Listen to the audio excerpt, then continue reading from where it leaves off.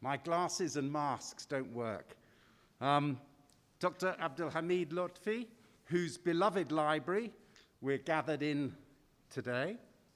Dr. Abdesamad Fatmi, Dean of Student Affairs, AUI community, and of course students here in person, and those who are joining us today virtually.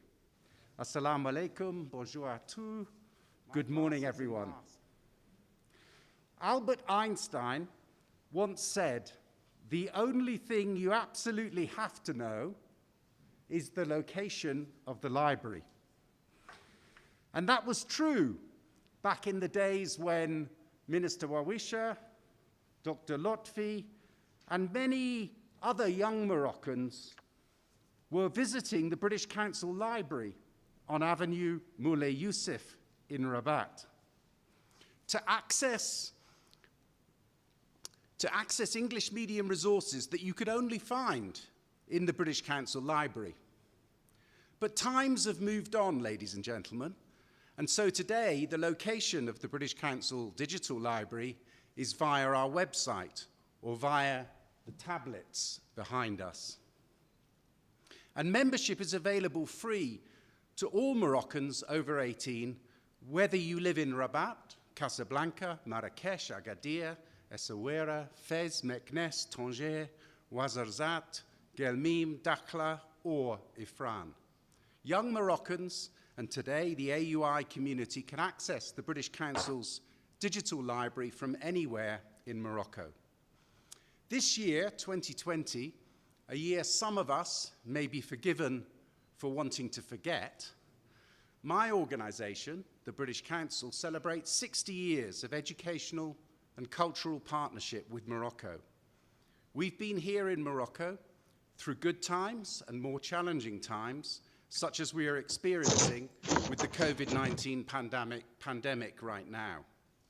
Creating opportunities, building ties, furthering understanding, and strengthening friendship with the people of Morocco. Friends are there for you in good times and bad, and we hope that the opportunity to become a member of the British Council's Digital Library is taken as a gesture of goodwill and friendship during this testing year. So what does membership of the British Council's Digital Library involve? It's a bit like bringing Amazon Books, Netflix, and iTunes onto a single platform. As a member of the British Council Digital Library, young Moroccans have access to a curated collection of world-class UK resources at the tip of their fingers and the click of a mouse.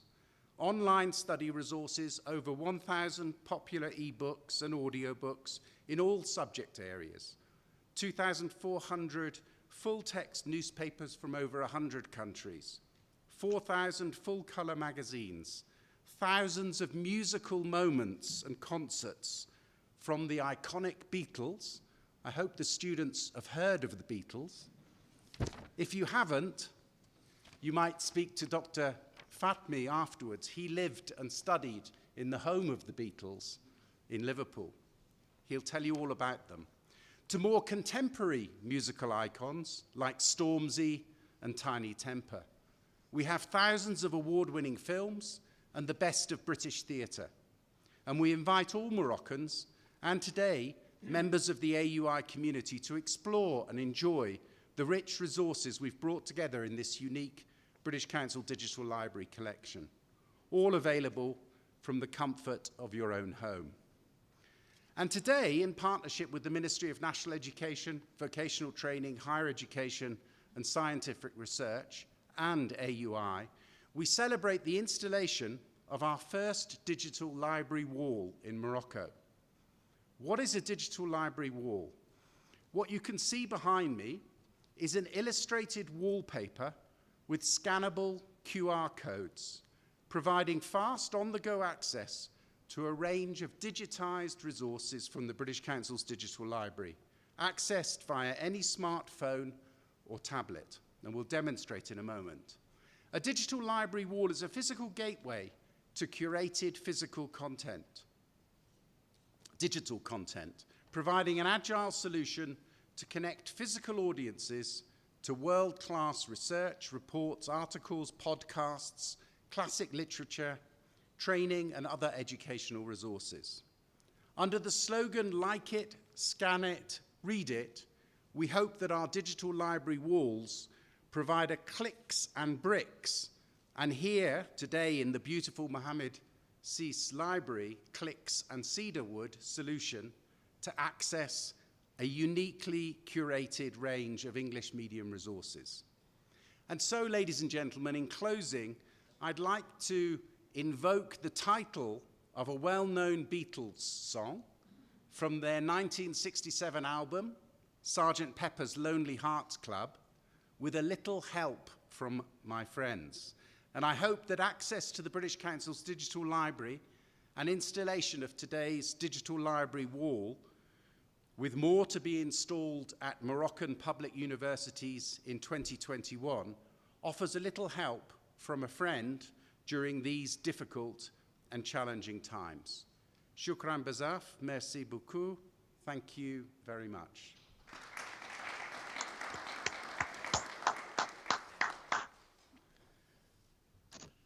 Thank you, Mr. Riley.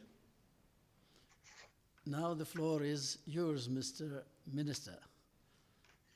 Thank you, Sir Hamid, and Ambassador and Mrs. Simon Martin, Director Tony Riley, President Amin Ben Said, Mohammed VI, the Library Director, AUI, faculty, staff, and students. Warm greetings from Rabat to answer Tony's question. Happy to be back at AUI, albeit virtually. Thank you all for the opportunity given me to be part of the official unveiling of the first British Council Digital Library Wall at Akhawayn University. My warm thanks go to the British Council and its director, Tony Riley, for close and fruitful collaboration with Moroccan higher education. I would like to officially again welcome and thank His Excellency Ambassador and Mrs. Simon Martin for honoring today's wonderful event. The relationship between the United Kingdom and the Kingdom of Morocco goes back over 800 years. And there is a publication jointly supervised by Akhawayn University and the Moroccan British Society on the subject as proceedings of a conference. Today's convening is the best proof of the great priority both countries, both kingdoms give to higher education and to providing the best opportunities to students to prepare their paths for achieving academic excellence. Due to the current situation, pandemic situation, this event is being held virtually, although I would have loved to attend in person for such an event. That is a first in Morocco at Akhawayn University's Mohammed VI Library in Ifrane. At AUI, the transition of resources from print to digital began in 2009 with a projected 85% of textbooks to be digital in 2021, a very important target soon to be achieved. But the importance of remote access to and delivery of academic content, digitalization, and a different associated pedagogy are both challenges and promises of the future of education, which is increasingly becoming hybrid, and the future of higher education is most likely to be hybrid. The British Council Digital Library Wall is being piloted at AUI, but with other universities to follow, for as you know, English is in high demand by many Moroccan students and faculty at various universities. Moroccan students are diversifying destinations abroad for their higher education studies. UK, US, Europe, Asia, where English is the medium of instruction. Faculty are publishing more and more in English, gaining more international visibility and improving their institutions' rankings. The easy access to resources will help develop students' skills, both study skills, soft skills, social skills, and life skills to enhance their success and employability. Digital libraries give access to multiple contents with a potentially infinite number of resources and selections at hand, as AUI community knows only too well. Digital transformation is no longer a luxury, but rather an essential condition for equal opportunity, competitiveness, economic growth, and employment. Technology ambitions for Morocco are set, making digital processes and practices pillars of the economy. Position Morocco as a regional technological hub, make digitalization a source of productivity and added value for other economic sectors, and make digital transformation a vector for human development. Today's inauguration is a big step in enhancing mobile learning. But the significance of today's event for me can be seen through the evolution witnessed since my days as a university student, as has been referred to by Mr. Tony O'Reilly. As a young student in Rabat, I was, like my colleagues, a member of the British Council Library on Avenue Moulay Youssef. And at that time, it was the place where you could find English books, newspapers, and academic journals. I am delighted with this generous gesture, offering next generation Moroccans here at Akhawayn and across the country soon, access to the British Council's digital library. With over 100,000 ebooks in most academic subject areas, including anthropology, business, economics, IT, education, engineering, fine arts, history, law, medicine, and the physical sciences. This is a tremendous resource for our students in Ifrane and elsewhere. Thank you all for your participation and your valuable contributions, which will allow us to overcome physical distances and maintain cultural dialogue, social interaction, and personal and professional development. Thank you and have a great day in Ifrane. Thank you, Mr. Minister. Thank you for having joined us, for this live broadcast. And now the floor is to Dr. Ben Said, our president, to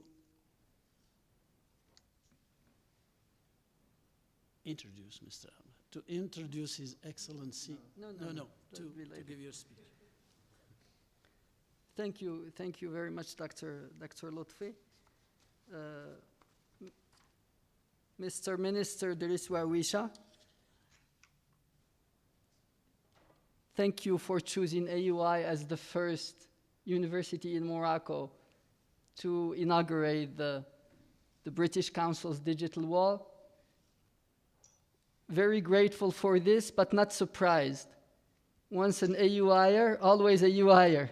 Thank you, Mr. Minister. Indeed.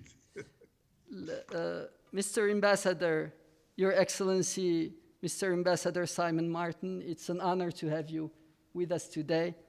Mr. Director, British Council Director, General Director Tony Riley, it's a privilege to be your partner in this inauguration today. Dear colleagues, dear students, this digital library wall and this partnership with the British Council for us, for AUI, is a symbol of what we have in common with our partners in the UK and with the British Council.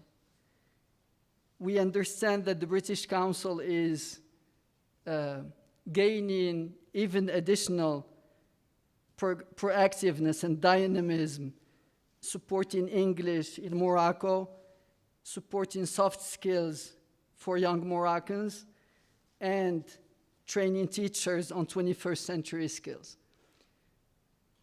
And as it turns out, some of these things are strategic choices for AUI. As those of us at AUI know, AUI is setting as a strategic objective to become leader in addressing two challenges of the 21st century. The first challenge is an intensifying acceleration of change in the job market. And the second is that we have a generation full of potential, but that is different for a number of reasons that are still to be understood, and AUI would like to become the leader in working with the millennial generation in living up to its potential.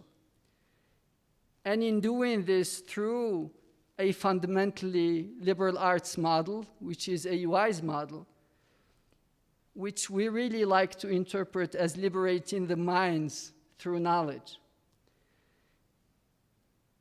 And so between liberal arts and 21st century, we see library as a symbol of knowledge, and we see digital as a symbol of technology of the 21st century. So it is in this perspective that we see the seed of the digital library wall with the British Council. We really appreciate your initiative. We're extremely happy to have you here with us today, and we really look forward to the ambassadors addressing our students, our honors students, President's List students later today, and it'll be my privilege to introduce Mr. Ambassador when we get to that. Thank you very much.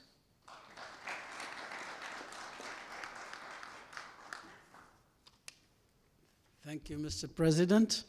I would like to invite Mr. President and His Excellency to the table so that they can sign the Memorandum of Understanding between Akhawayn University and the British Council. In fact, it's Mr. Riley who's going to be doing the signing. Thank you.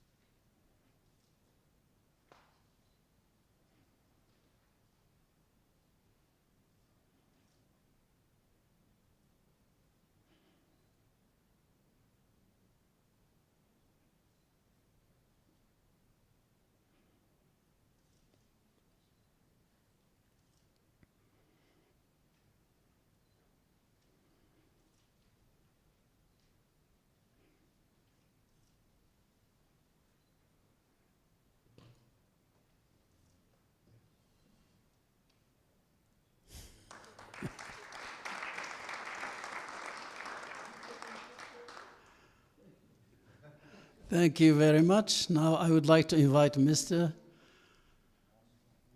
Minister, His Excellency, and Mr. Riley, as well as President Moussaid, to come and cut the ribbon.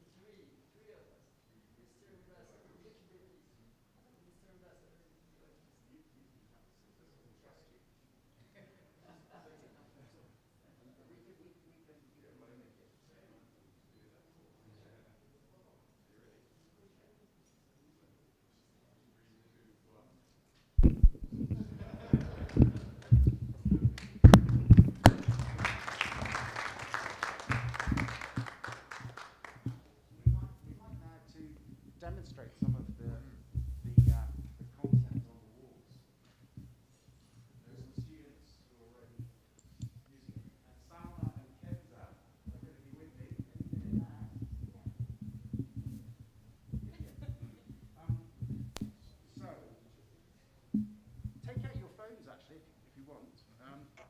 And I mean, podcasts is an interesting one. So how do I start a business? They're full screen. I'm sure there's lots of students who'd like to start their own businesses here. Pen. So you just literally do this, touch it. So first of all, what are the essential features of being an entrepreneur?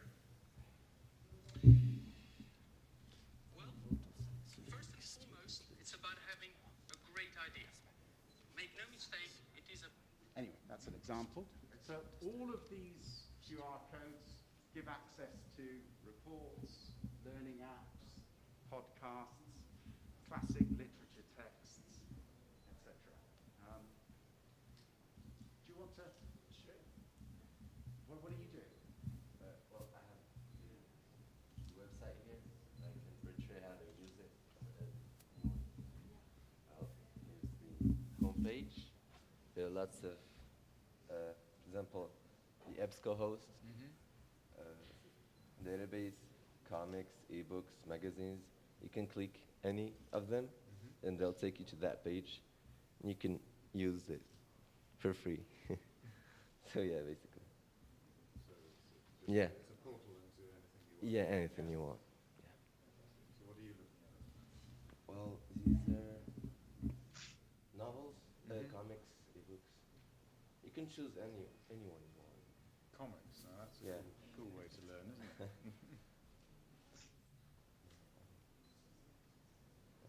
Oh, how to be a footballer I noticed in there as well. The website is actually fast. Yeah. The network isn't. Well, there's a bunch of magazines. You can explore anyone.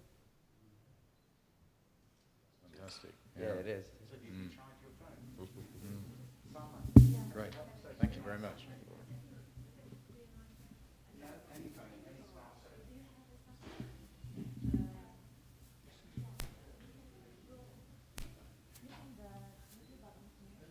Keep it clicked. Okay. There, and you choose. Here. You find a square. You found a square. Can you find it? Okay.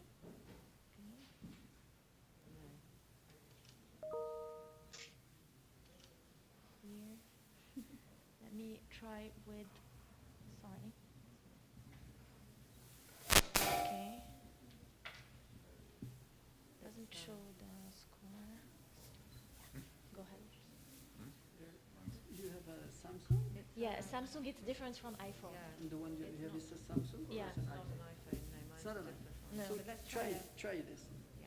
With Google. Try this here, and you go to QR. There's a QR code scanner. Okay. Yeah.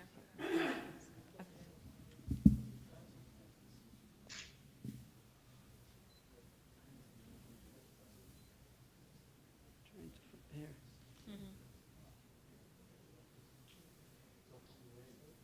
And so you scan the QR You'll find code? here. So yeah, I can show you one. I can show Do you you. want to show us? Just Yeah, show us. yeah. On iPhone it works with a Yeah. picture. Directly with the differently. So So you- when you get near it, You click it. yes, And and then you it find the link here, gives you the link. Yeah. and you click on the link, and it automatically goes to the website. Just an issue of A Here. lot of museums and restaurants are now using the same. exactly, thing in the especially UK. after the pandemic Yeah, crisis, to it's been avoid brilliant. any touching, etc. Yes. So it's very easy, Okay. Make no mistake, and it starts automatically on your app, on your phone. Amazing. the definition of a And you can just browse and For the QR code, it takes you directly to the content. If you want to browse, you go to the website or through the app. And as you can see in the tablets, they go and they search for the magazines, for the podcast. They even have here, if you want to see. so you can use either your iPhone or These are a learning tablet. apps. There are learning apps that you can access. You want to show her?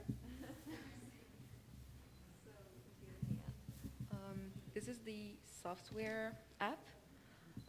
There are many trainings and modules. We have career skills, design, mobile devices, etc. There are just really a lot of trainings here where you can find pretty much everything you need. Do you enjoy spending time on looking for things like on here? Yes, of course. I found it very, very thrilling because I could find some trainings about some things that I was very interested in, such as design.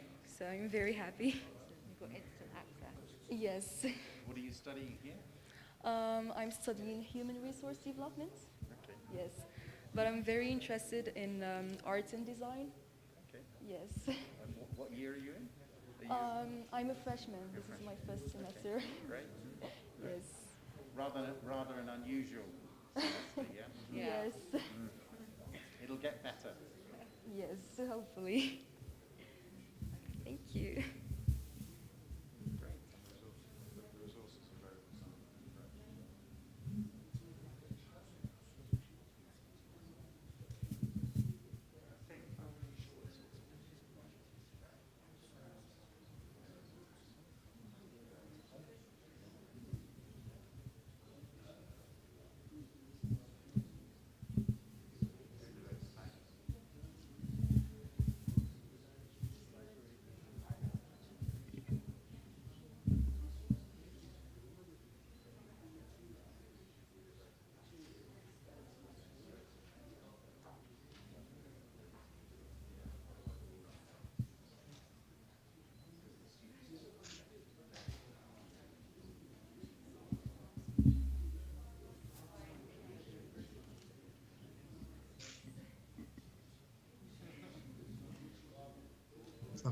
شكرا. بغيت شنو داك الشيء وصافي. Very impressed by, well, the first time I came here, I came to visit the campus. I was very impressed by the campus, honestly. And then I started searching on the websites and articles and everything.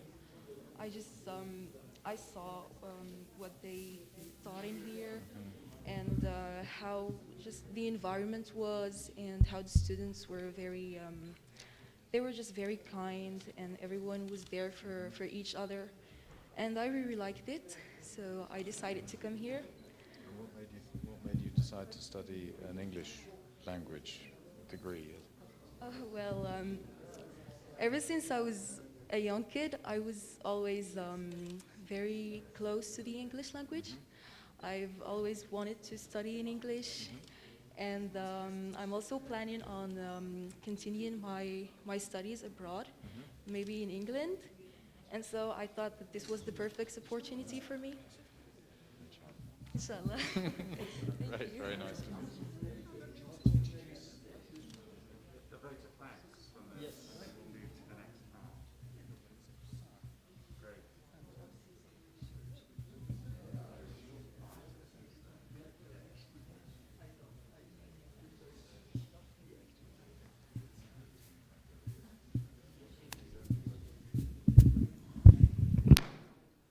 Minister Wawisha, I think we're about to close this ceremony. Not yet. We have a student who would like to read a little note in which she wants to express her thanks, to the British Council. So it's going to take maybe half a minute, and then it's going to be over. I think you're on mute, Chris. I think you're Mr. Minister, you're probably on mute.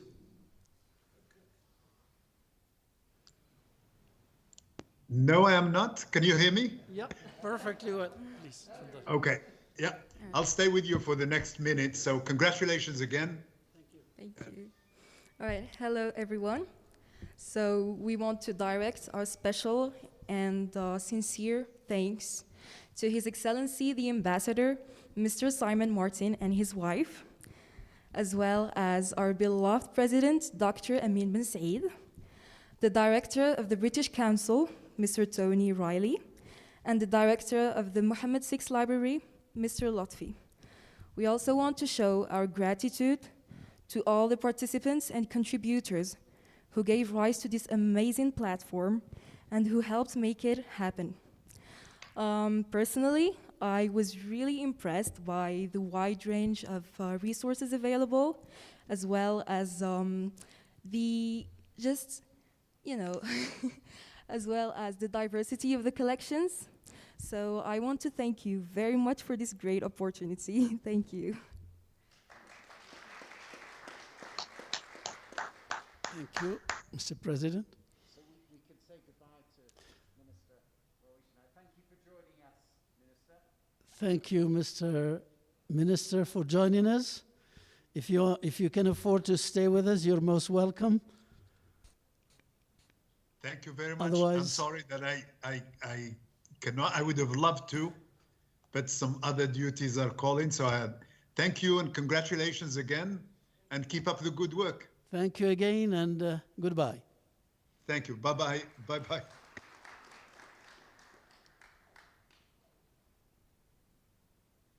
Mr. President.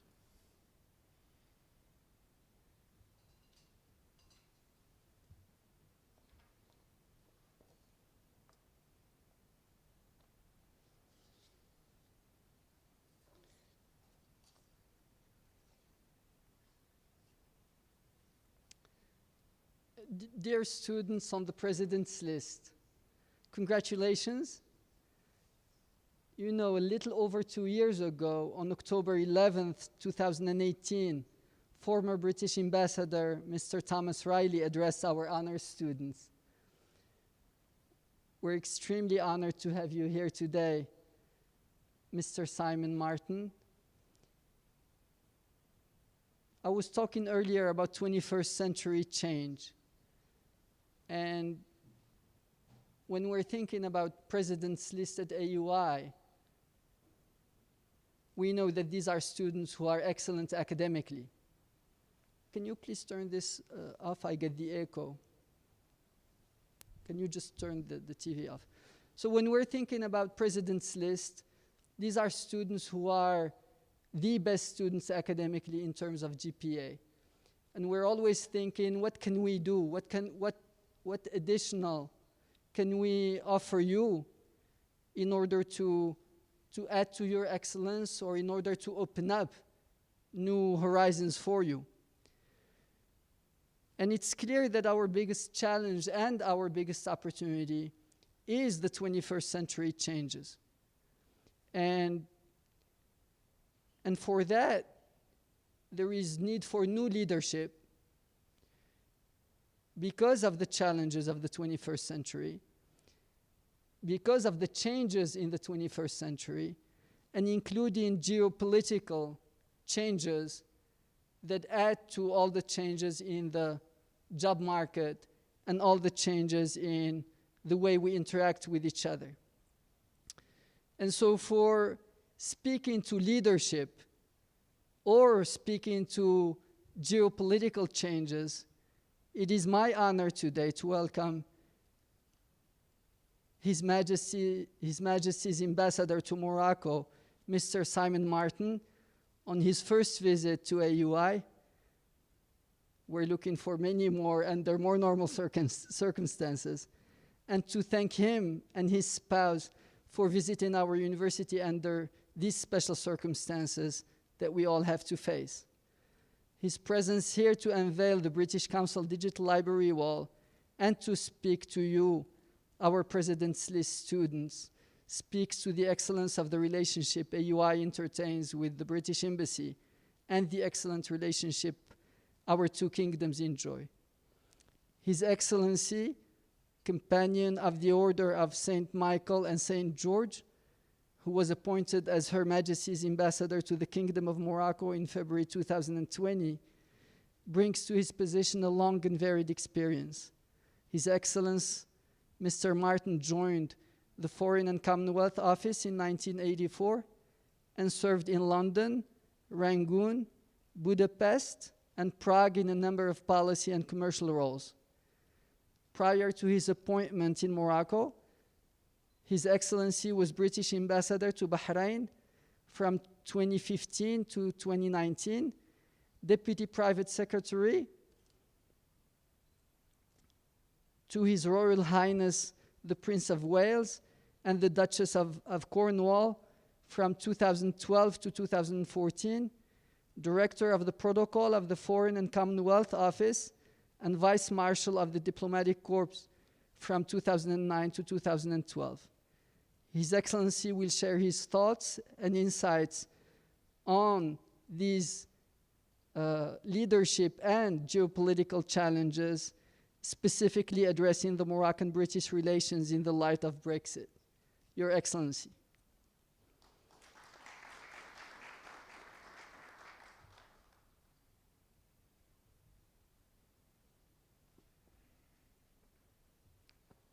Now, good morning, everyone. And I think it's probably allowed for me to take my mask off. I don't normally, but I think in these circumstances I am separated enough. Thank you very much. So, Mr. President, Dr. Ben Said, and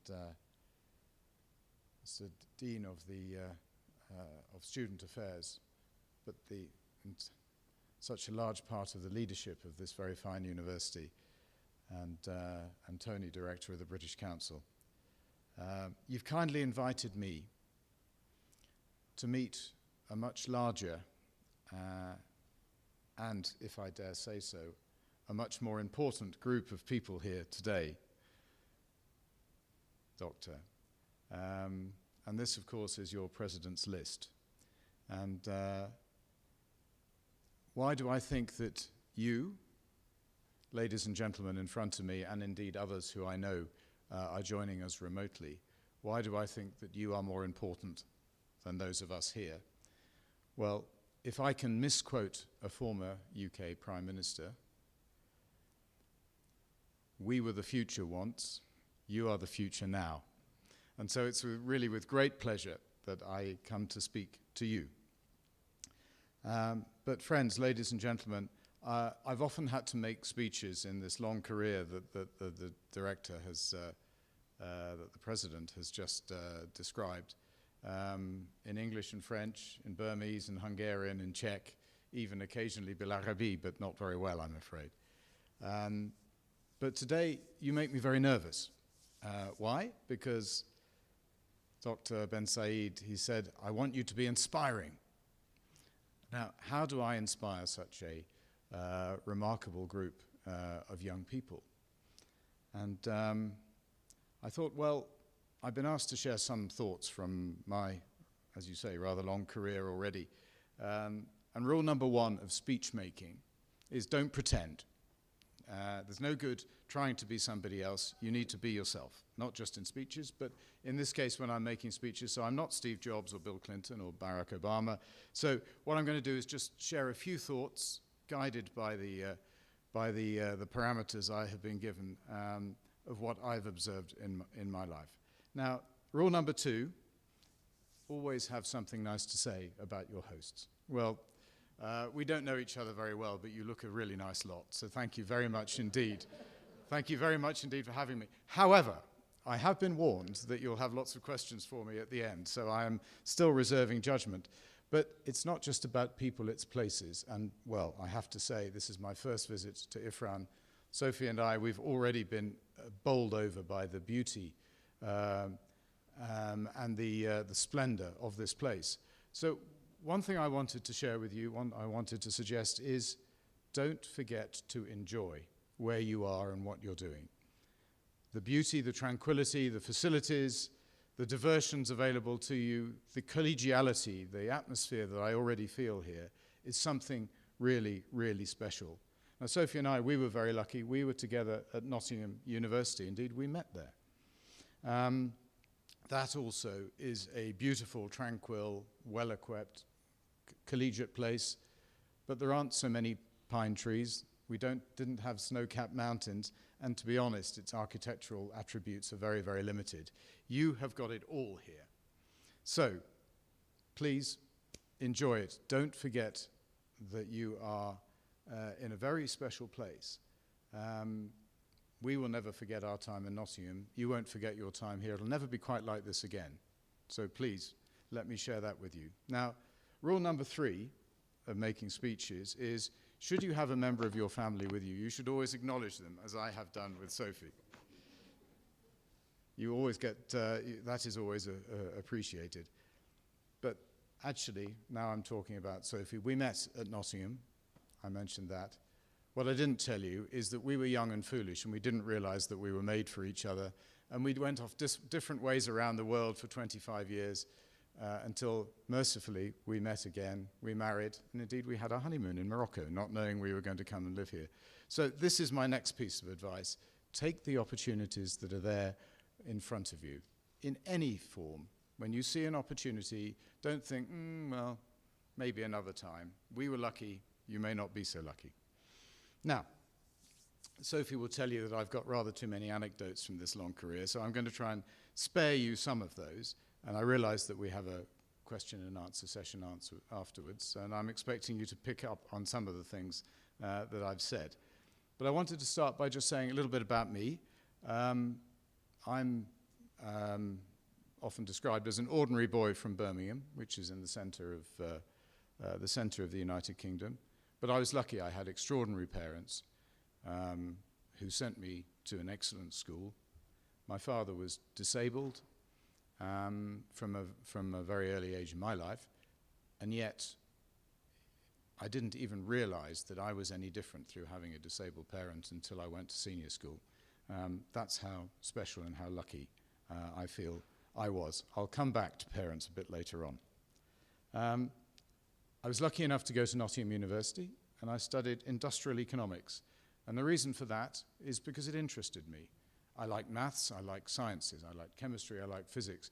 But somehow economics was what really sort of translated between academic study and real life for me. It's different for other people. But that is why I studied economics, macro, micro, econometrics, banking, finance. I lapped it all up. And I also lapped up an extraordinary subject, bearing in mind I was growing up and being educated during the Cold War, something called comparative industrial systems. So that's the theory, the study of the theory and practice of the 3 great economic systems in the world at the time: communism, capitalism, and of course the third one, I know it's on the tip of your tongues, worker self-management in Yugoslavia. Those were the 3 great economic systems available at the time.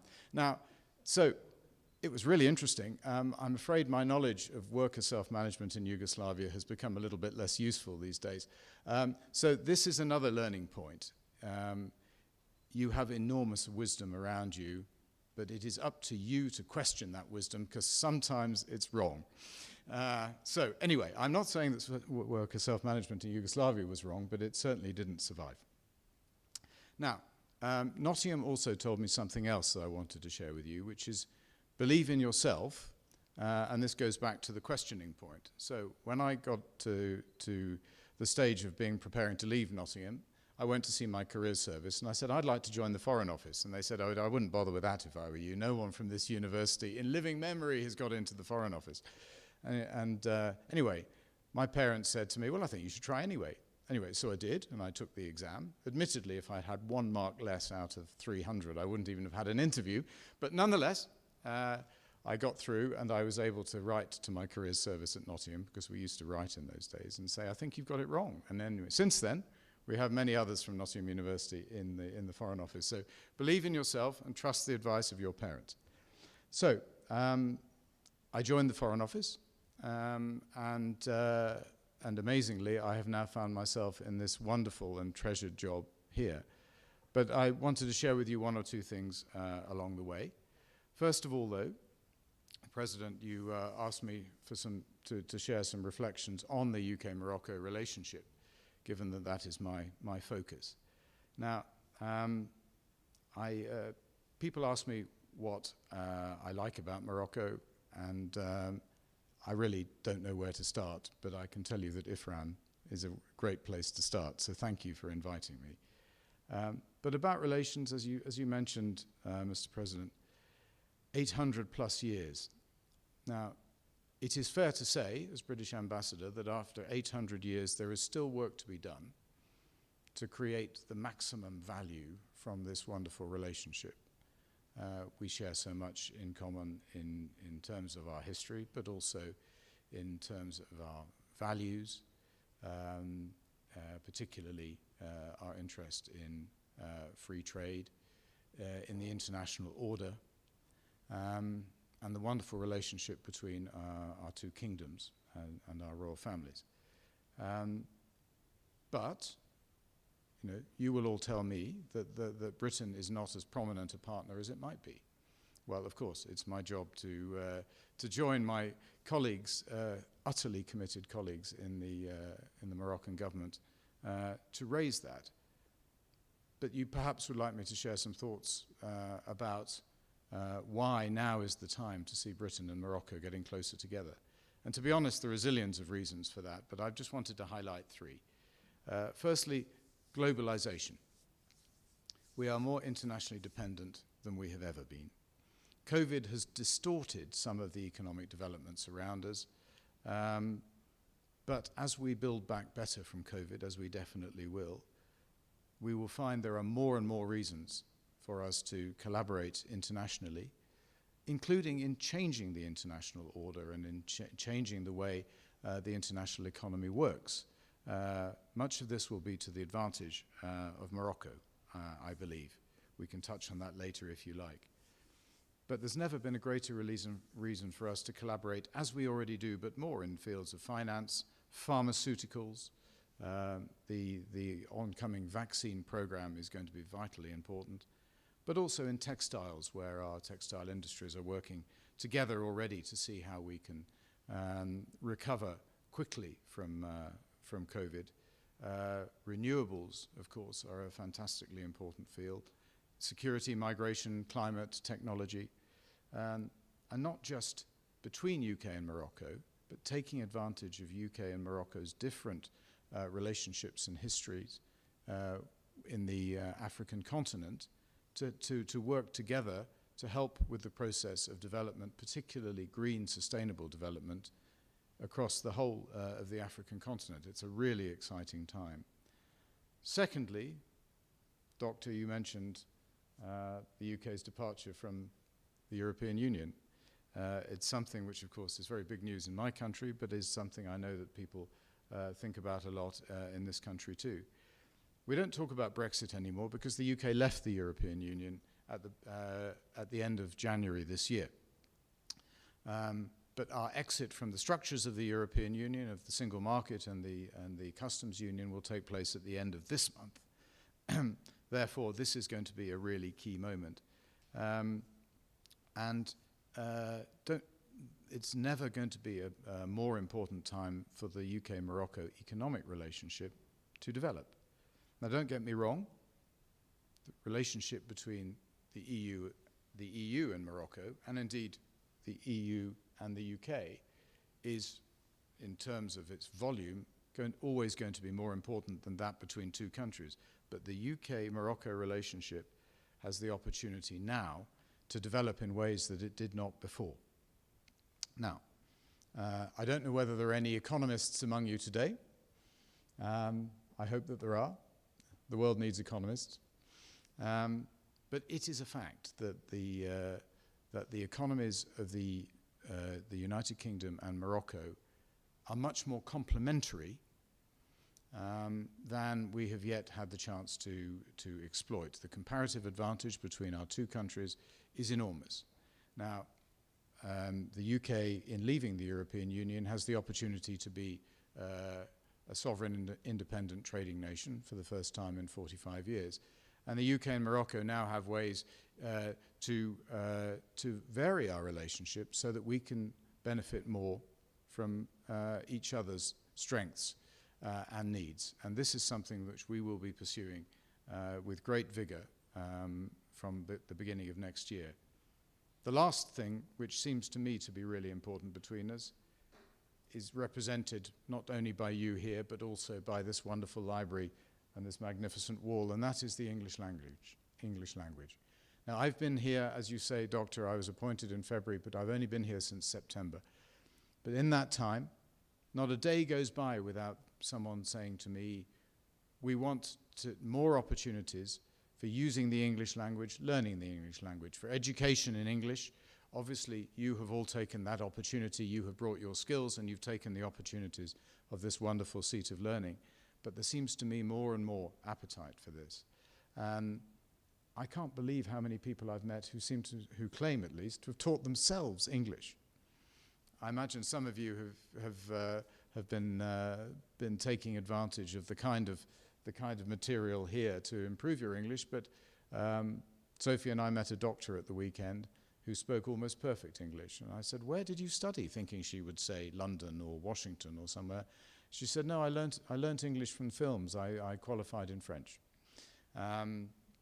It is amazing the appetite. Now, English is, and I'm sorry to other nations, the #1 language of international business.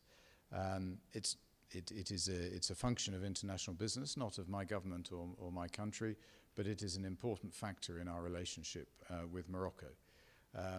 Because when we were in Bahrain, we discovered if you wanted to work for a French bank, they wanted you to speak Arabic and English, and if you spoke French as well, tant mieux. But that was the important thing. I went to see the wonderful, wonderful Moroccan leading edge, cutting edge, world-leading organization, Mazen, in my first few weeks here. And I discovered to my surprise that English is the working language of the board of this brilliant Moroccan company, because it is the international language of English. And therefore, I'm sorry that Dr. Wawisha has had to go, because I wanted to say to him and to his colleagues in the ministry, but particularly Minister Amzazi, the foresight with which the government wishes to expand the use of English, not just the teaching of English, alongside French. There's no competition here. There's room for more languages. But also to introduce it as a language of instruction in science subjects, where so many research papers are published in the English language, is a remarkable way forward. And as I say, I don't see this as a competition between either influences or indeed languages. It is the opening up of a new vista of opportunity particularly for young Moroccans like yourselves, but also for Moroccan businesses, both well-established and young businesses. And this is where I see not only a wonderful opportunity for Morocco, but also a great space in which the UK and Morocco can work together. Because when we talk about young businesses, generally what we're talking about is new entrepreneurial enterprises. And entrepreneurship is so important in terms of providing opportunity, hope, and economic success, particularly for our young people. We found this in the UK. Getting back to Nottingham, there used to be a big field next to the university when we were there in the 1980s. It is now the Nottingham University Science Park, brimming full of new businesses, all of them partly owned by the university, but created by the vigor and the academic inquiry of students at the university. And some of these businesses are now multinational companies with revenues running into the millions and millions. And so the history of encouraging entrepreneurship, which I have to say for historians among you, one can trace back at least as far as Adam Smith, who is often seen as the father of market economics, who wrote his treatise, The Wealth of Nations, in the early part of 1776, which is some months before the creation of the world's largest economy today. But that's from a UK perspective. Anyway, so I leave you with the ideas of globalization, EU exit, and English language and culture, which I suspect may come back in the questions afterwards. Very quickly, just with some other thoughts from my long and yet to be distinguished career. I started my career dealing with South Africa from London. I was involved with economic issues. This is the 1980s. Has anybody watched The Crown on Netflix? Thought so. If you've seen series 4, you'll see an episode where it is portrayed, and of course I wasn't there, so I can't tell you how true it is, but it showed a conflict between the British government at the time and others, including members of our royal family, on the issue of sanctions against South Africa. Now, I was an economist. I was working in the Foreign Office. The government's policy was not to rush to impose sanctions on South Africa. Good economic theory that says sanctions rarely have an immediate impact. So I was following government policy, but at the same time I had to follow my own conscience and my own economic theory. And so what I can tell you is that when it came to the UK introducing actually some sanctions, although for reasons that will be obvious to you from watching The Crown, our Prime Minister at the time didn't want to call them that, I found myself involved in banning the import of Krugerrands from South Africa to the UK. This was actually a symbolic act, and I'm glad to say that when Nelson Mandela was finally released and became the first fully democratically elected president of South Africa, he did say that the sanctions, he felt, had a serious impact. And so when it came to his state visit to the UK, I believe it was 1996, and I was a young diplomat sat in the Foreign Office. I had nothing then to do with South Africa and his visit, but I went running across St. James's Park to see him going past in his limousine, and I felt that my involvement in banning Krugerrands, that little bit of action, made me proud enough to stand there and wave to Nelson Mandela as he went past. I was in Rangoon in the 1980s. I arrived at the last 6 months of Marxist-Leninism. We had a revolution. Lots of people in the streets. Some people, I'm afraid, were injured when the military took over. We took people in off the streets, and so many people said, please, if there's one thing you can do for us, it's to stay open so the world will find out what's going on here. That felt as if I was doing something useful. I could go on about other incidents that happened there. It was an extraordinary time. But do you know what the most memorable thing was?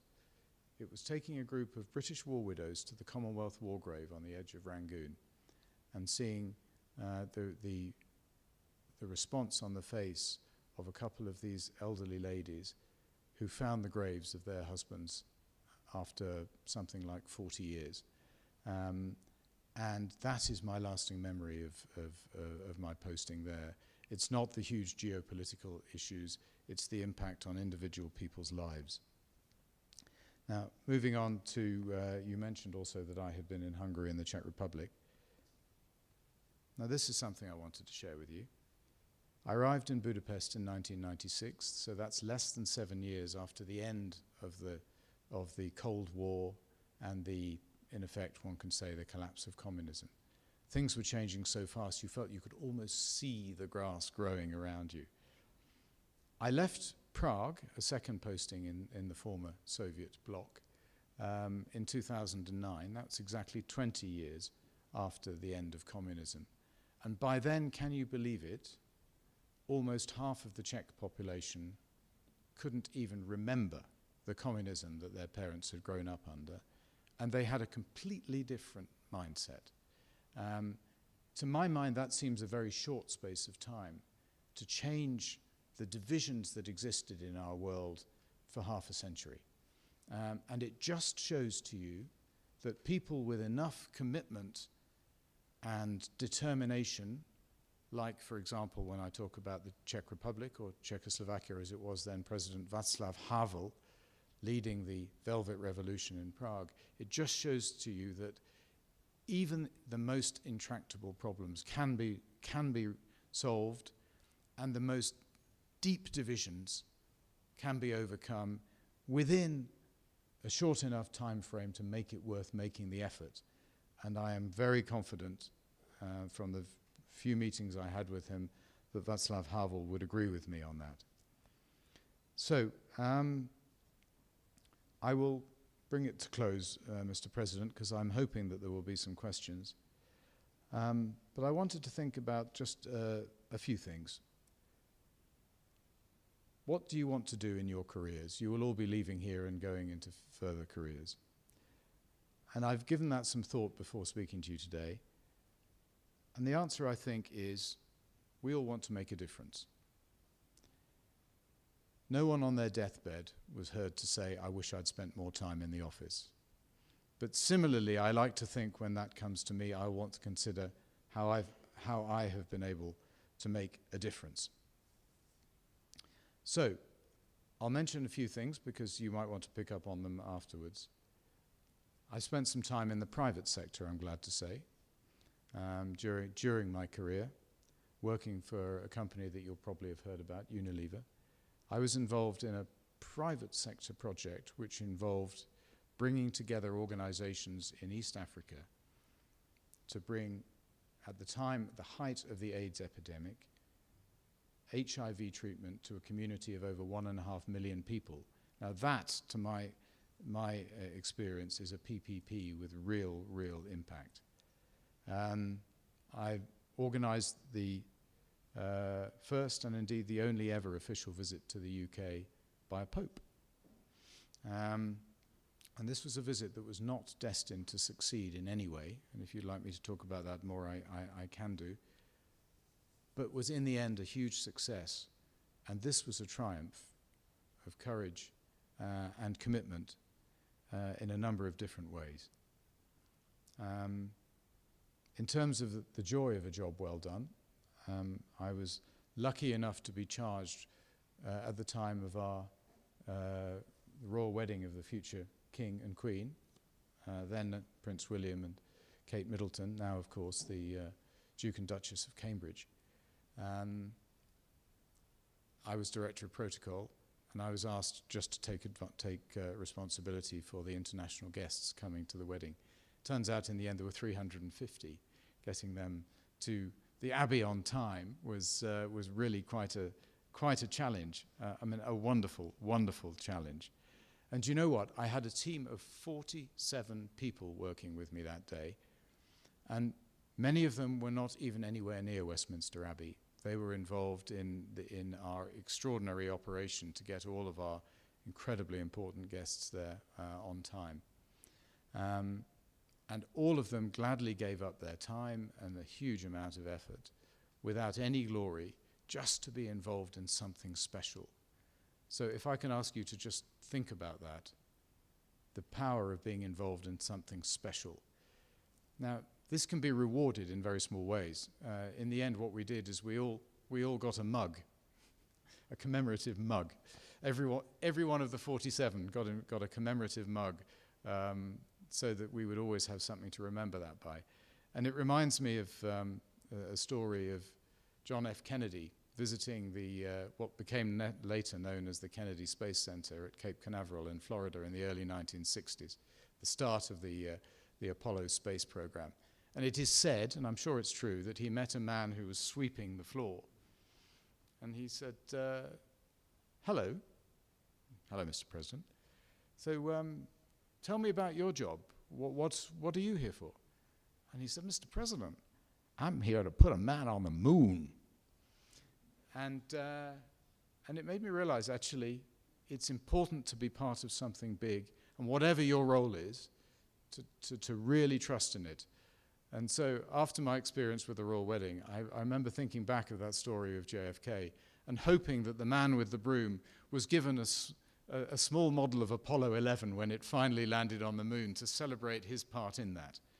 Being part of something important is really rewarding, and I hope that you will find, whichever way you go after you spend your time here, or indeed if you stay here and continue to teach and research, that you will feel that you have been part of something really important. Now, I have no grand advice or wisdom. I have a lot more I could have said.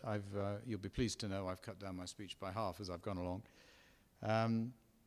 But I did want to share some thoughts which, being asked to come and speak to you, has made me think about my time and the roles that I have had. First of all, believe in yourselves and trust in the advice about yourselves that you receive from people that you know, i.e. believe your parents and your friends, and not necessarily, and I don't apply this to the careers service at AUI, but in my case, don't necessarily believe your careers advisor at university. So go for it. Believe in what you think about yourselves. However, be modest. You should be confident, but my advice would be to remain modest, because believe me, nobody likes a know-all. But more importantly, it is my firm conviction that respect is earned. You can have a grand title. Some of us have grand titles. People even call me Your Excellency from time to time. But that doesn't bring any respect. It's simply a title. You have to earn that respect. So be confident, be modest, and earn respect, and you will find that it comes in very large measure. Thirdly, I would say, enjoy learning while you can. We are all learning all of our lives, but you are in a unique moment where you can be doing this full time. You can focus all of your attention on it, on breathing it in and feeling its impact on you. Please enjoy that now, because for most of us, once we leave university, our learning becomes a part-time thing and often worked around other things. You are in a very special moment. From those of you I've met already, I can see how much you enjoy being here. Enjoy the learning, but also enjoy yourselves around that. You've probably heard the very English phrase, all work and no play makes Jack a dull boy. I don't suggest that you'll be dull if you work too hard, but there's lots of life to enjoy, and I can see that in Ifrane there's a wonderful amount of activities as well. Get that balance right. Now,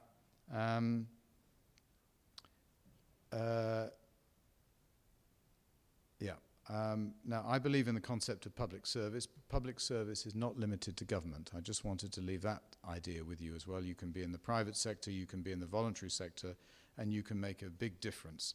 And I hope that you will find that you are able to do so. And as I say, you'll be able to look back after your working life and see the difference that you've made. And lastly, this really is the last thing, Mr. Director. If you're doing something that your mum is proud of, it's worth doing. It sounds a bit of a joke, but to be honest, you know, I am now, how old am I? 57. With the wonders of modern technology, I try to FaceTime or WhatsApp call my mum every day. And she does tell me she's proud, sometimes. I mean, she often tells me what I'm doing wrong, but she tells me that she's proud. And that really matters. And you have to have a certain way of sort of judging whether what you're doing is worthwhile. I would say what your mum thinks of what you're doing, and your dad. Sadly, my dad is no longer with me. But what your parents think of you really matters. And if they are proud of you, you're probably doing something worthwhile. And I leave you with that final thought.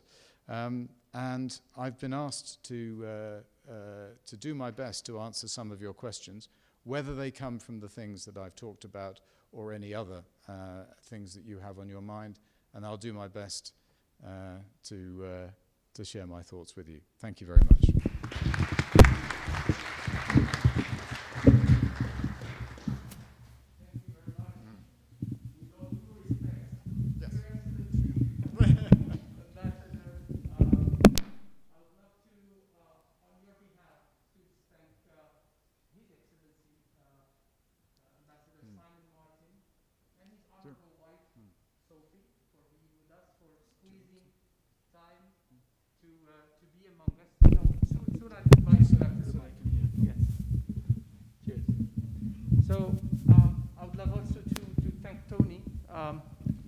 The General Director of the British Council, for making time, working really hard to put this program together.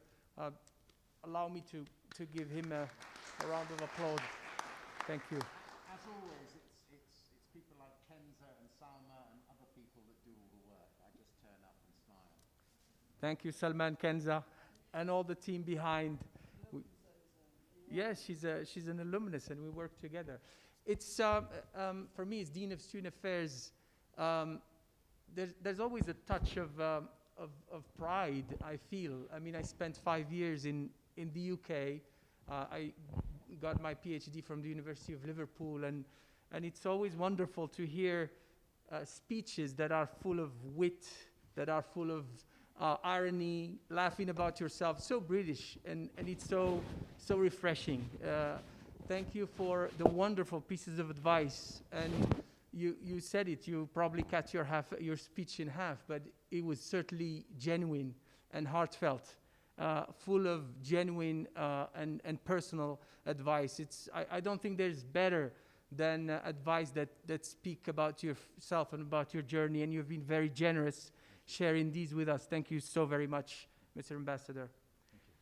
So I would love to again thank our students, because just a little note reminder that you've been wonderful adapting to every circumstances during these pandemic situations. Mr. Ambassador, usually this comes in a format of a dinner and, you know, sitting around the table and with speeches and with nice meals. Now all they have to do is take their lunch boxes with them when they leave. Your certificates will be ready, so we normally distribute certificates, but I'm sure you all understand. So thank you for being so understanding and adaptable during these circumstances. So without further ado, I will ask a little help from my friend, Saeed, with the mic to go around if there are any questions. And we can even take some questions from the students who are online. So feel free. So the floor is yours. Don't shy. There's usually a bonus for the first question. We have a volunteer right here. I promise you, I didn't tell him what to ask him. He's sitting right behind us. So you mentioned before, Assalamu alaikum, Ada. You mentioned that we should grab the opportunity whenever it is given to us. That is what I'm doing. So first, I'd like to thank you for coming to our beautiful university, my beautiful university, Capitalism 1 after all, and for giving every Moroccan the chance to access the library, which is, however, one of many benefits of the Morocco-UK cooperation. So my question for you, which is quite personal, what is the piece of advice that has impacted you forever and perhaps changed your life? And thank you once again. Thank you very much. Right. The piece of advice. Yeah. Do you know what? If you had given me an hour's notice of that question, I would probably have come up with 43 different answers. So sometimes it's really refreshing just to be hit by it and have to think on the hoof. I'm not prevaricating. I know what I'm going to say, by the way. And it is the advice that I got from my very first ambassador. This is in Rangoon in 1987. A very wise, rather bad-tempered, but nonetheless very nice gentleman, who, when he got bored with me trying to, taking too long over something, he would say, "Simon, just remember one thing. The best is the enemy of the good." Now, sometimes we do need to seek perfection. There are really, really important things. For example, as you mentioned, Mr. President, I did spend 2.5 extraordinary years as the Deputy Private Secretary to their Royal Highnesses, the Prince of Wales and the Duchess of Cornwall. When you are organizing overseas tours of that profile, and I can tell you we did one tour of Canada which took 3 days and involved 43 engagements in 3 days. That's pretty intense. Sometimes you need the best. It has to be perfect for something like that to work. But as my ambassador so often said, you can often lose the ability to make a difference and do something good by trying to do something that's perfect. So I'm not advising you to end up shooting for lower grades so that you do not remain in this cohort on the president's list. But I am saying, just remember that there are times where you just have to say, right, that will do, I'll get on with it and get on with the next important thing. So that is something that has returned to me many times over my career. Thank you for the question.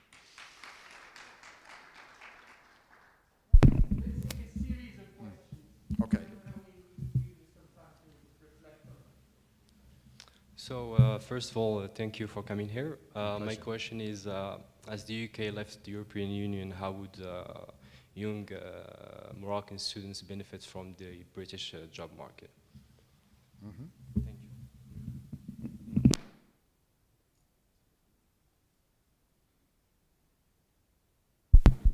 Thank you. Thank you. We studied something really interesting. Like in my first semester, I studied this course called critical thinking, and it's really, there's something really interesting that we learn about, which is to discover your calling, right? And I just want to know, like, I mean, you seem like you're doing something that you are, good at, that you like, and that you're meant to be. And of course, here I'd like to reference this, I'm not sure if it's like a maxim or something, but it's something in the Chinese culture, how some people are like best doing something that they're good at, that pays, that you can get money for, and also that the world needs, right? So I just want to know, like, in your opinion, how does one discover their calling? How do you know that you're meant to do something? And also, I don't know if you're allowed to answer a question, because, or maybe it was just like an open question, you asked, how will you contribute to the world, in your own way? How will you be involved in something special? But maybe we should leave that for later, maybe, right? Like the answer for that. Okay, thank you. Thank you. Well, shall I take those two, and then we'll take another couple. So, thank you very much. So, sorry, I didn't catch your names when you asked the question, but the gentleman here, thank you very much for that question. EU exit is a huge thing for the UK. A very big decision, of course, as you know, a historic decision. And we are now reaching the point where we will feel that difference as the UK leaves the single market and the customs union. How will this benefit young Moroccans in terms of access to the job market in the UK? My answer is it could have a big impact. And the reason for that is that as part of stepping outside of the structures of the European Union, the UK has ended, will have ended from the end of this year, what they call the right of free movement. So the European Union consists of 4 freedoms, one of which is the free movement of people. So, for example, if you are an EU national, you will have no difficulty whatsoever in travelling to the UK for whatever purposes you like. But actually, the right to work in the UK is something that you will then need to apply for, in the same way that if you come as an EU national to Morocco, you need a work permit in order to work here. It's quite normal. It's what happens outside of any area of free movement. So what the UK has done is to say we have an enormous demand for skills and enthusiasm from people from outside the UK. We've always been an extraordinarily open economy, which means in and out. There are literally millions of British people who live and work overseas, benefiting from those opportunities elsewhere.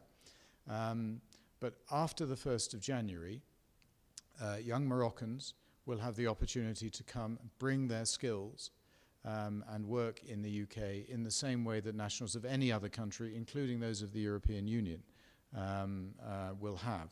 So we are introducing a new points-based immigration system, so that people have the right to come to the UK to work in many sectors, and the specifics are being set out. But actually, it will become easier for those who are bringing the skills, of course, that our country needs, in exactly the same way. There's nothing special about this. If you were a British person wanting to come and work in Morocco, you would only get a work permit to do so if you met certain criteria. That the same applies. The difference is that now the UK job market will be open to people of all nationalities and all nationalities equally. So it's one of those areas where I see a great deal more exchange going on between us. And I would also like to throw in, just on the educational side,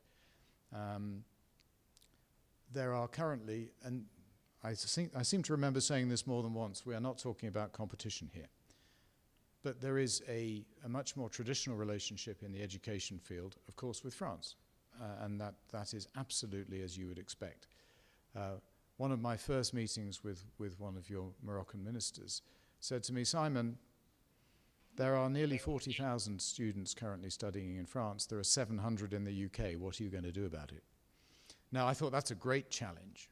And we are hoping that over time we will see more and more, not just graduates from this great university, but others seeking to study in the UK. But there is a greater prize, if I may say so, and that is bringing more British universities to Morocco to collaborate with universities like yours in delivering courses that are recognized not only in Morocco but also in the United Kingdom, to bring more British education to the reach of more Moroccans. And that, I see, is an equally important challenge, and one that I'm looking forward to. And that in turn will create more opportunities for people to travel to and work in the UK. Now, how do I know? Student visas in the UK have also been changed so that students can stay on and work in the UK after they finish their studies. I'm not sure whether you heard that online, but the way in which students are able to stay in the UK after their studies and to work for a period after that has been changed, as Tony has just reminded me, to make it easier to stay in the UK and to work in a way related to your studies after you have graduated, which is a response to a request that we've had from a number of people in that category. How do I know? How do you know whether you're doing the right thing? I mean, there isn't a simple answer to that, except that as I say, go with your instincts to begin with, but then be prepared to check along the way whether you still think it's right.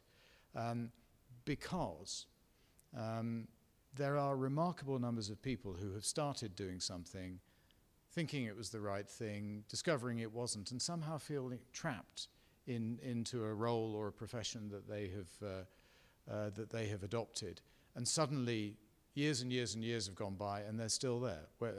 I won't name any particular professions, but there are people who wish that they had thought about doing something else. So I'm really, really lucky in my job. My job comes in chunks of time. You know, I'll do 3 or 4 years in London, 3 or 4 years in Burma, Myanmar, 3 or 4 years in London, and then a similar time in Hungary, back to London, Czech Republic, Bahrain, so on.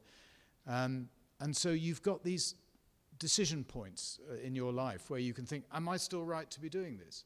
And I had one of those moments that I think you're thinking of. Do I still want to stay in this career? That's when I went to work for Unilever for a couple of years in their Africa business. And I found that actually I had skills that I had learned in government that were really valuable in the private sector. And strangely enough, rather than making me jump to the private sector, it made me confident in staying where I was. But that made me feel that I was in the right place. So you have to keep questioning yourself in order to feel comfortable with what you're doing. And obviously you need to have the courage to think, stop, I want to go and do something else. We had a wonderful reception for the teachers of the London Academy School in Rabat yesterday, one of a number of new British schools that have set up over the last few years in this country. The founder of that school was a senior executive with a major multinational company, well, Microsoft actually, and he decided that he's had quite enough of that, happens also to be the cousin of your president, and he said, right, that's enough. I believe in education more than I believe in software. And he has stepped right out of that, and he has now established 2 schools in this country with more to follow. So models like that tell you that it's possible to change, and it's perfectly right to change as you change. Have I ever really felt that I've made a difference? Well, yeah, there are a few ways, some of which I really shouldn't talk about until I publish my memoirs posthumously. But I did find myself, strangely enough, in charge of the international aspects of the investigation into the Lockerbie bombing.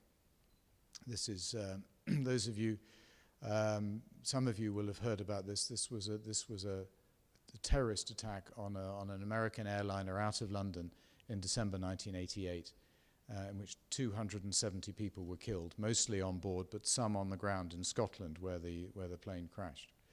And this was a terrible, terrible, shocking thing. I was responsible for the work that we were doing internationally to try to bring about a trial of the 2 people that had been identified as suspects by the Scottish police.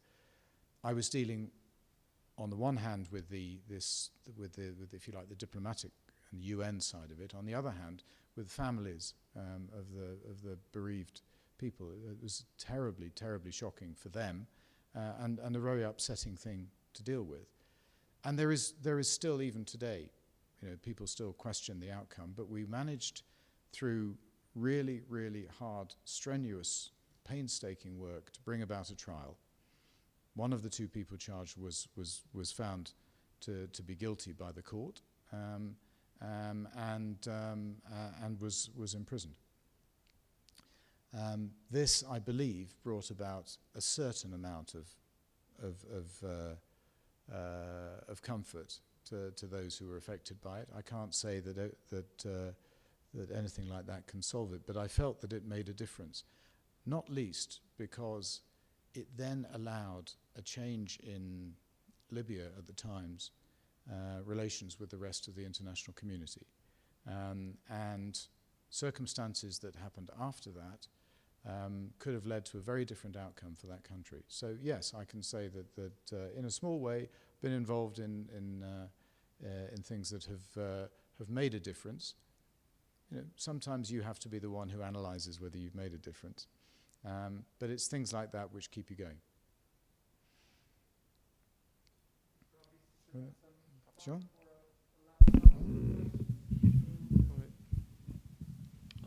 Greetings, Mr. Ambassador. Hi. It's good to have you here. Thank you. My question is the following.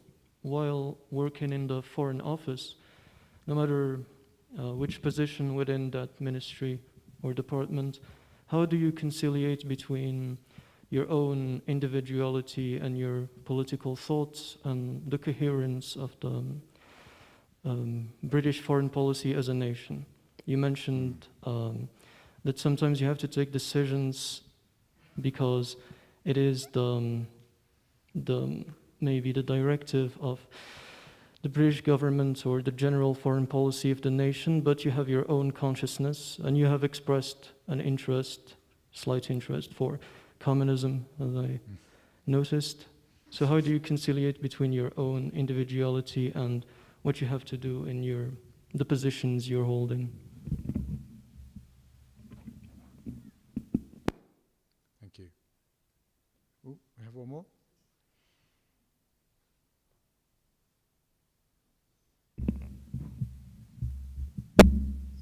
Hello, my name is Fatin Sarah.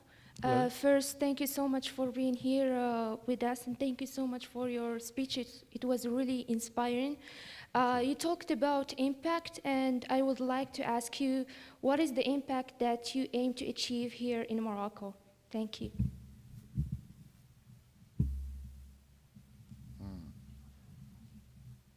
Okay. Thank you very much. Do we have? Oh yes. Yes. Hi. Hi. Thank you for being here, Your Excellency. It's a great honor for me and for all of us having you here. You're very kind. Especially for the first time. So welcome to Ifrane. My question is very silly. You've spoken about how you have tried to manage your personal and professional life throughout these years, you know, traveling to Hungary, Bahrain, the Czech Republic. So my question is, what do you do for fun?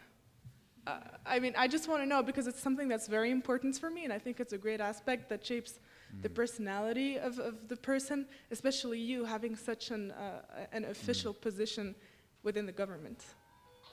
That's a great question. Thank you. Maybe I should get Sophie to come up and join me in answering that one. Okay.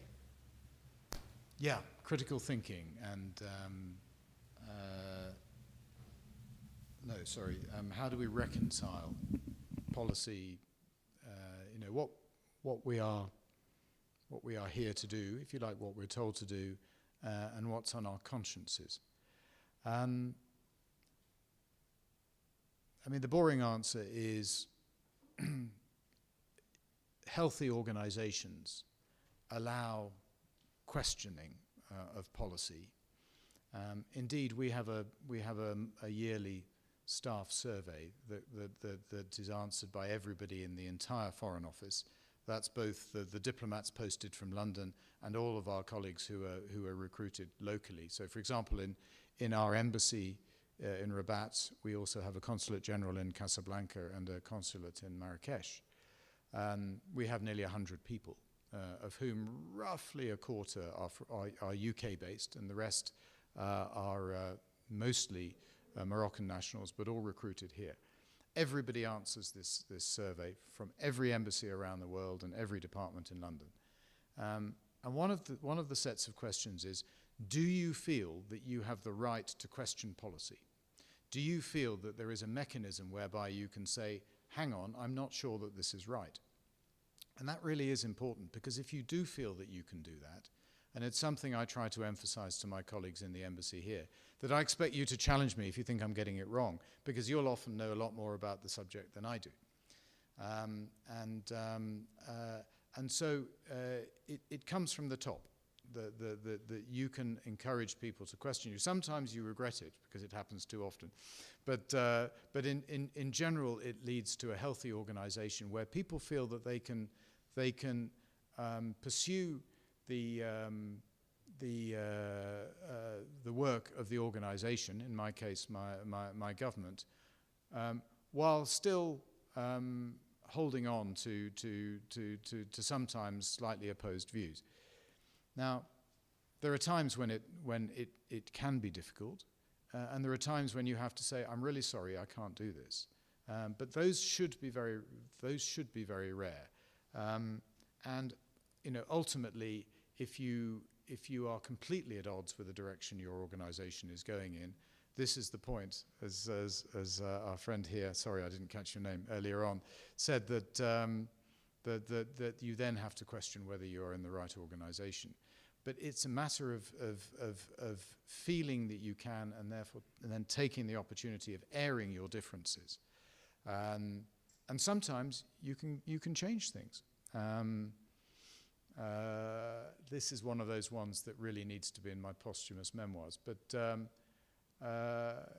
in my last posting in Bahrain, something happened which my colleagues in London, their instinct was, we need to put out a statement, ministerial statement now, to respond to this. And my judgment there was, no, don't do that.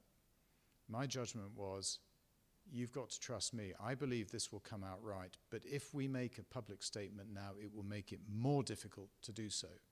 And I had to stand my ground, and I had to explain, and I knew that if I was wrong, that I would be, my intervention would not have been welcomed by ministers and others, quite rightly, if I'd got it wrong. Fortunately, I was right.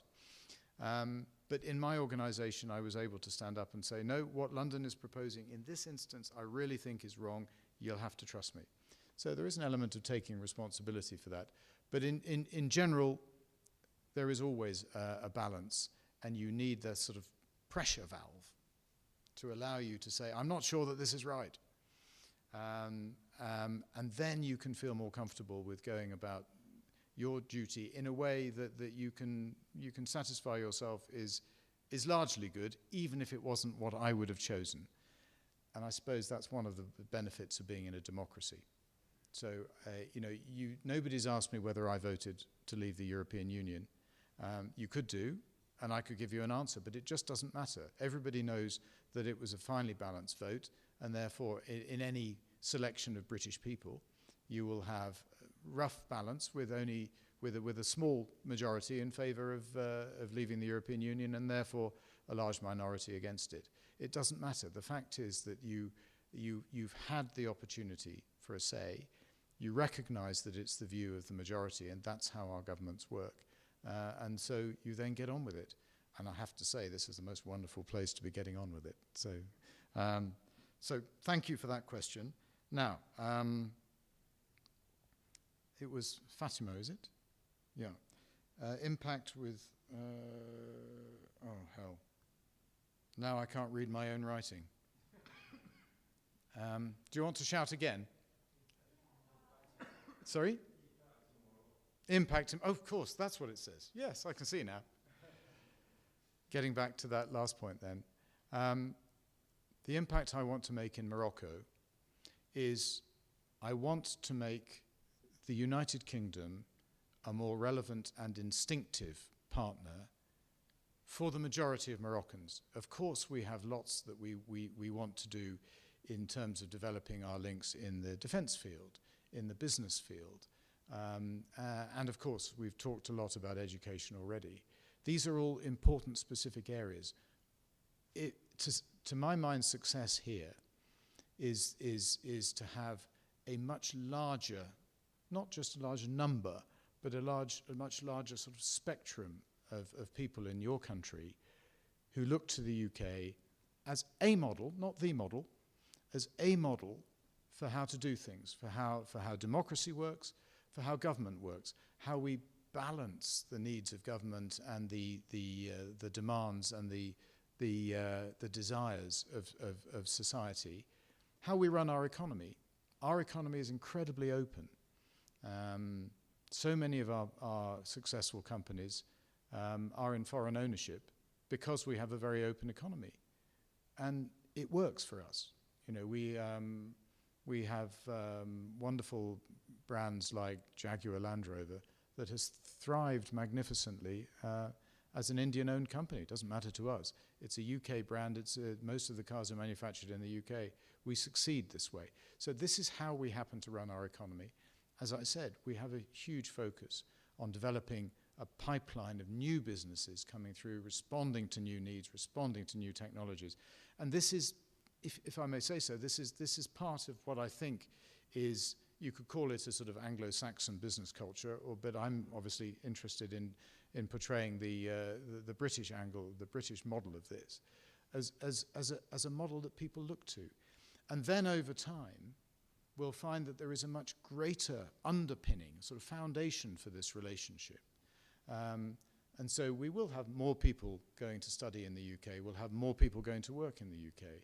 We'll have ever-increasing numbers of British visitors coming here. We were hoping for 1 million this year had it not been for COVID. This is an extraordinary number. Greater understanding, greater appreciation of each other's culture, although I have to say the Morocco brand in the UK is incredibly vibrant and strong and sexy. And so my hope is that we will make the UK more approachable. This is a very good way of accessing so much about the UK, and more relevant to a much wider range of Moroccan people. That's my hope. And the last one was personal and professional balance. Is that right? It's difficult. It's particularly difficult in this job because you pick yourself and your family up and you go somewhere else regularly. And as you say, we're quite public. You know, I won't say that we're sort of public property, but we are quite public. So I mean, I would say that the way to keep that balance is to ensure you have some time to yourselves, which means sort of closing the door, having a lie-in at the weekend, and being able to do something which is entirely for you. So skiing, actually, is something that we absolutely adore. Now, we didn't get much skiing in Bahrain, but we are very much hoping that we will have the opportunity here. So I know there's been snow recently. I don't suppose the ski resort is open at the moment, is it? But hopefully, inshallah, January, February. So we will come back here and we will ski, and I can assure you that will be the best way of getting that balance back again. We run, we cycle, although sadly our bikes haven't arrived yet, but apparently they're on the way somewhere between Hamburg and Casablanca at the moment. But lastly, and this is really, really important, particularly when you're a long way from home, it's maintaining the connections with family. And it's become so much easier when we can have video conversations, even with our own 80-something-year-old mothers, which is something they would never have imagined before we came overseas. And that is great. But actually, what really allows you to put it all in perspective and to balance it is to have your family coming to visit you when you are living somewhere exotic and foreign, like here. Our family are desperate to come out here, and we're desperate for them to come and to explore Morocco with them. Of course, it's rather difficult at the moment, but this is something that we're looking forward to. And that way you can ensure that there is a balance, and that you don't feel too separated from home. I think we're there, aren't we? I think so. I have one question sure. from the online students, and it's actually Fatim Zahra Belhimr, who's actually asking a question about the pandemic situation. And her question was, in general, what could have been done to reduce the impact of the pandemic on the job market? It's such an open question. Yeah.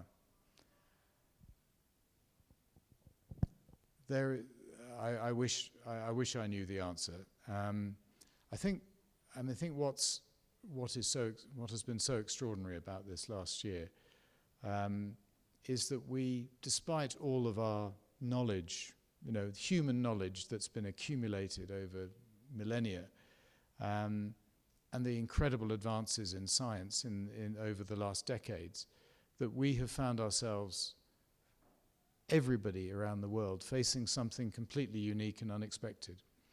And so the answer, Fatima, is that I'm sure there is no right answer. There were no textbooks to tell us how to do this, and certainly no obvious right answer. I believe that what the Moroccan government did very, very quickly, not only to respond to the threat by restricting movement and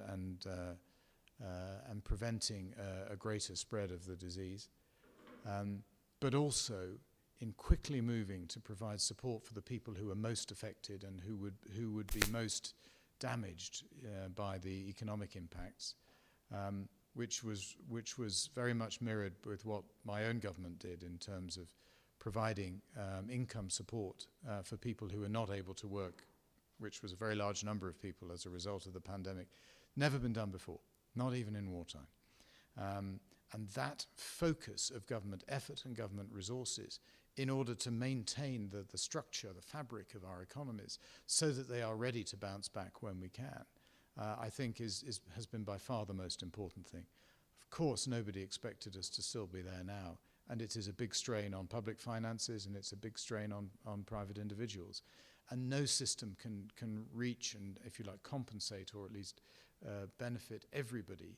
But the way in which our two governments have sought to do so, to my mind, has been remarkable, as I say, because there was no model for this beforehand. It was all made up remarkably quickly.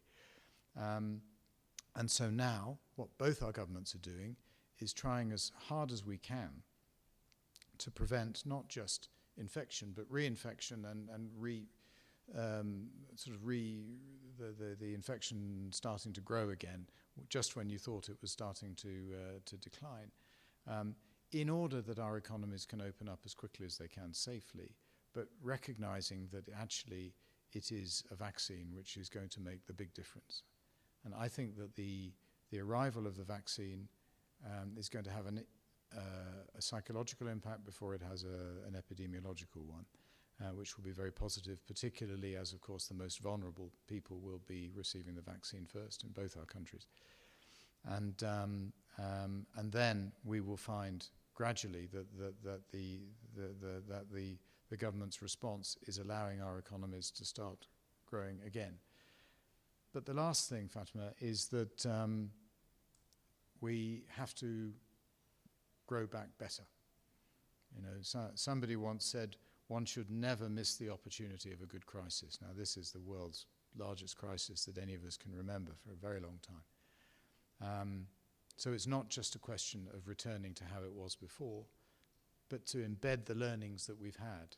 You know, you talked about the way in which all of you students have had to adapt to online learning, to spending time away from each other, to social distancing. You know, in my case, you know, you probably think that embassies and foreign ministries are very old-fashioned organizations, and in some ways we are.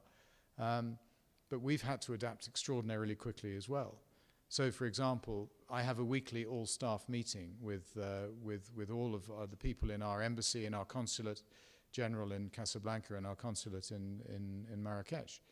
Because of COVID, these meetings now take place entirely online. So as a result, I was able to host that meeting in the car on the way here this morning. I couldn't possibly have imagined that, because culturally it would just have been anathema to my organization. But this is something that we have now got used to, and we're not going to change again afterwards. So there are ways in which we can take advantage of things we have had to do during COVID to sort of shorten the development span of whatever changes were going to take place anyway. So my last point on that is that I have a meeting with my colleagues, which, to be fair, is also going to be concluded with a Christmas lunch on Friday, which I think has probably encouraged a large number of people to sign up to it. So we've got a session on Friday where we are simply looking at what we have learnt from COVID, how we have changed, what we think we've done well, what we think we've done badly, but most importantly, what we have learnt which we can then take advantage of in the world after COVID. And that applies within an organization like mine, but getting back to the question, that also applies to the job market. So employers need to be looking now at what the job market, what their requirement is going to look like after COVID, and make sure that they're targeting their recruitment accordingly. And similarly, those who might be thinking of setting up their own companies or perhaps adapting the way in which their companies operate, what is my market going to look like? What is the demand going to be? How do I get my goods and services to market in order to do so? And that's where the innovation that we've all been forced to adopt during COVID could mean, if we are lucky, inshallah, that we find that the recovery is quicker than it might otherwise have been. Doctor, thank you. Thank you so very much, Ambassador, Your Excellency, for the generous time and just spontaneous generosity just oozes out of your voice and your heart. His Excellency was planning to spend with us, actually stay here until 1:45, and you can look at your watches now and see that he stopped counting time. So thank you so much. Thank you, Sophie, for the patience. And so in your name, I would love to renew thanks to His Excellency, Ambassador. So please give it up, give him a warm hand.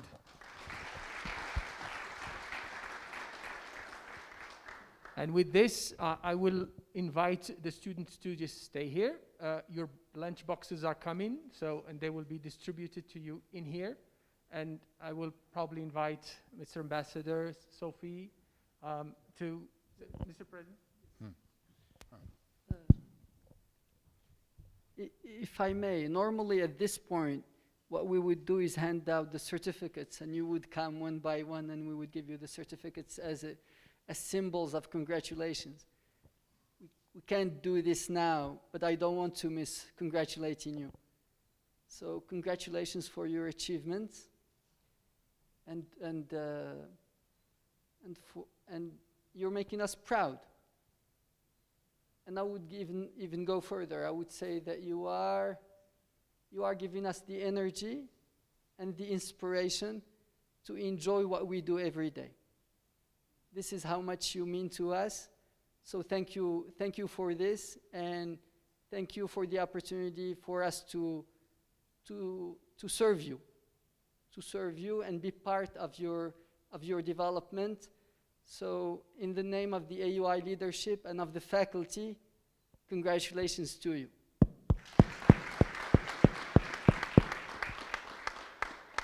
Now, there are some tokens of appreciation for our guest ambassador and his wife Sophie and for Tony that we'd like to take this opportunity.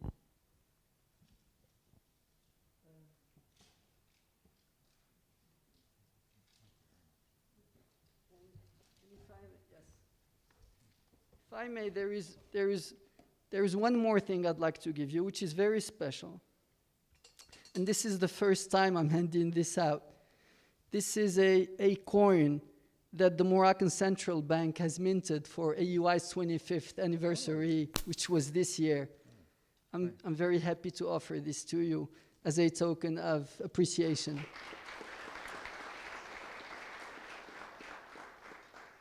So on one side is the AUI 25th anniversary. On the other is His Majesty's picture, the same way that it is on the Moroccan coins. Wow. That's really very, very special. Thank you very much, and thank you to all of you for having me today.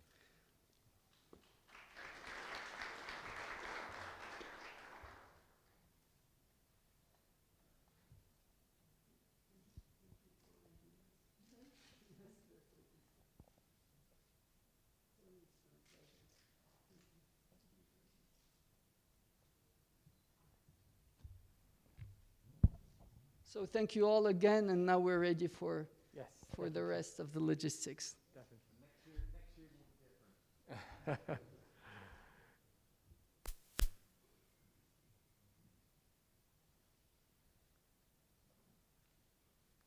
So yeah, if you may just hang on a few more minutes, that'll be. So since we have another minute, I'm sorry I didn't catch the name of the student who asked about the call-in. Iman. So Iman and all of you, your question is key in the 21st century with lots of changes, and AUI will have a whole program to help with ideas like this. And this evening there is a first lecture about this with Dr. Abedi.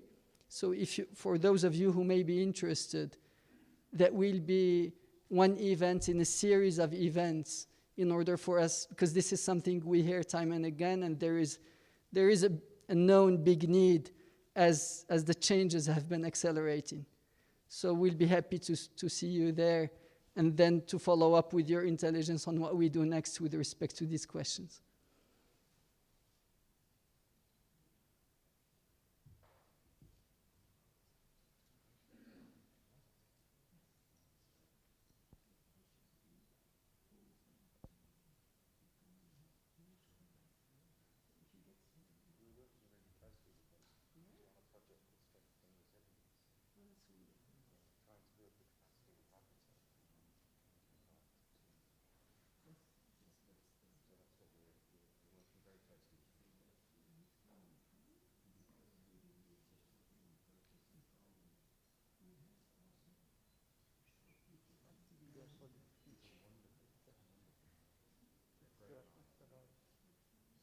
Finding your uniqueness to better find your goals. Have you ever listened to Abedi? Inspiring. He's a perfect Anglophone. So it's going to be in English. I'm sure you're going to enjoy it because I had dinner with him last week. And part of a program of a training. So if you would like to participate certificate in Ifrane, they will talk about it. Then you can sign up.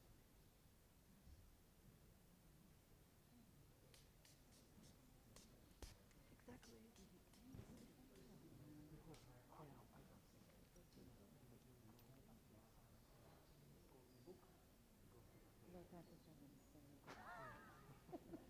So this is another quick question. Tomorrow we're going to have our Muslim question. So I asked you would you like to send, and she didn't. I'll tell you exactly. I told you about 7 o'clock or I'll ask 7 you, p.m.? Yes, in the evening. I'll ask you the Sunday coordinator. Tomorrow. Yes. So I may be able to join you. I Yeah. would love that. Yeah. I would love that. We're going to have it virtually. That, even if you can say something. Yes. I asked Mehdi, but apparently he has COVID and he's sick. Ah. You wanted to join? Oh my God, that would be an honor if you Yeah, can. I'll just put it. I will join you I'll certainly tell you- online. I'll tell you exactly what you do. You sent me Yassine